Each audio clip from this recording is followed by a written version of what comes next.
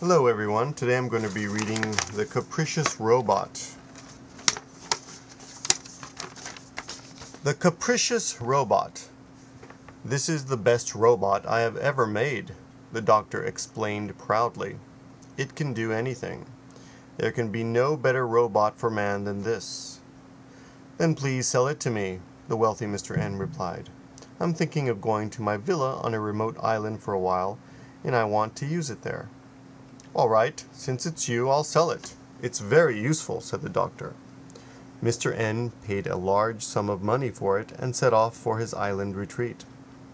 For a whole month there wouldn't be another boat going there. Now I'll be able to take it easy and rest.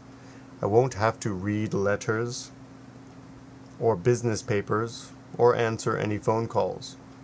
Well, I think I'll have a smoke. At these words, the robot immediately produced a cigarette, followed by a light. What a splendid piece of machinery!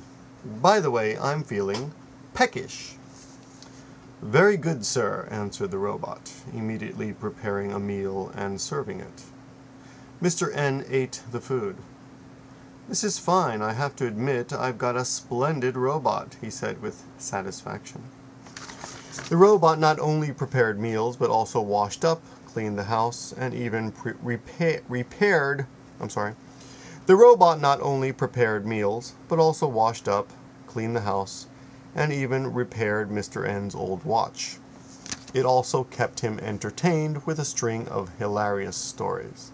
It was the complete perfect servant, and Mr. N was enjoying himself immensely.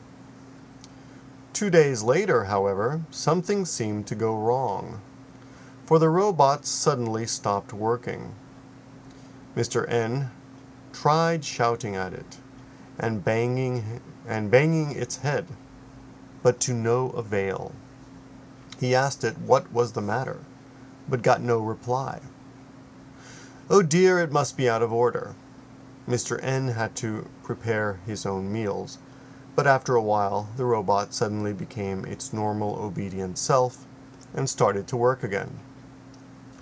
I suppose I must give it a rest now and again, but the very next day the robot stopped in the middle of washing the glasses and ran away. Mr. N ran after it, but was unable to catch it. After considering lots of possibilities, he dug a pit, and in this way was finally able to trap it and bring it back. Then, when he gave it an order, it seemed to have forgotten all the fuss it had caused, and did its work well. I can't understand it, thought Mr. N to himself, scratching his head.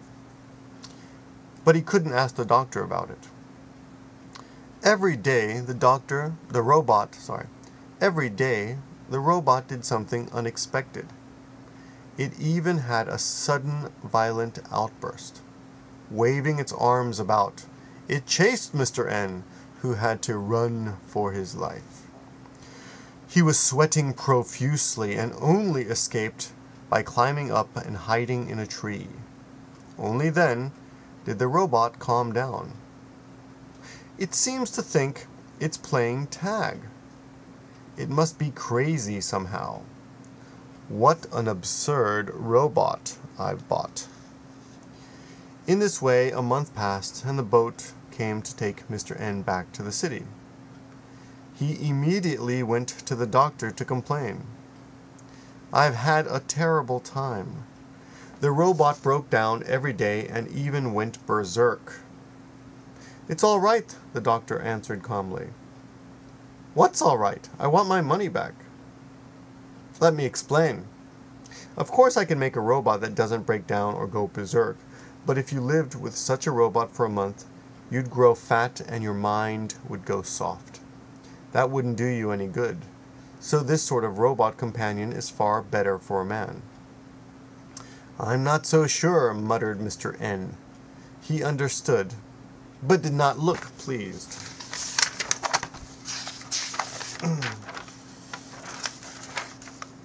The end.